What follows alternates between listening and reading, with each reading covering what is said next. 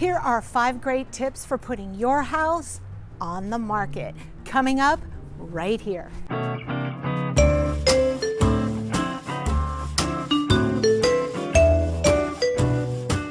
Okay, tip number 1, paint floors and front door. There are 3 things I like people to remember. The first is anywhere you can paint, paint. And I mean paint beautifully, not just paint it so it has a fresh paint job. So if you're not a very good painter, I will put the money in to a professional paint job. It makes all the difference in the world. Secondly, are the floors. If you haven't changed that carpeting out, change it out. Make your floors look amazing.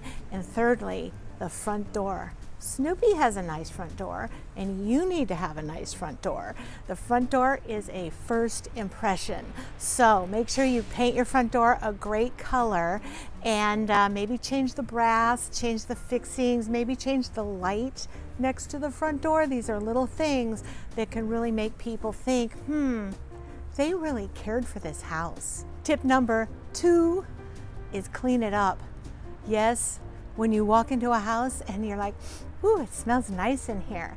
That's another time when buyers think, wow, they really cared for this house. It looks really great. You don't want it to smell like a doghouse. You want it to smell nice. Make sure you lighten the place up. So if your house tends to be dark, you need to buy some extra lamps, especially torchères, which are the kind that just have a long stem. They're about 5 feet tall, and then they shoot the light up towards the ceiling.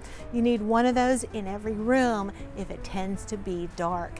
Also, take down any blinds or shades or curtains that really darken a room, because people want to walk in and see everything, and they want to feel positive. They don't want to feel darkness. And item number 4 is curb appeal, which I talk about a lot in my videos, but it's a big deal. I mean, you know, when you drive by a house, like you just drive by and you're like, oh, look how nice that house is. It's got plants and a yard and a beautiful front door, and it looks like you want to live in it. So think a little bit about your curb appeal. If you've been super busy and you haven't paid attention to your front yard, hire somebody to come in, pull weeds, and at a minimum, oh, and I hate saying this, put bark down.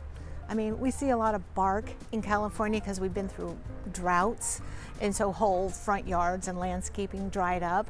But you know, it is the simplest and most basic way to at least make it look cared for and cleaned up. If you can do a little bit of landscaping, put in some great trees, or not even trees, but shrubs, especially around the front door, now we're talking. And finally, make sure you think about your pets before your house goes live on the market.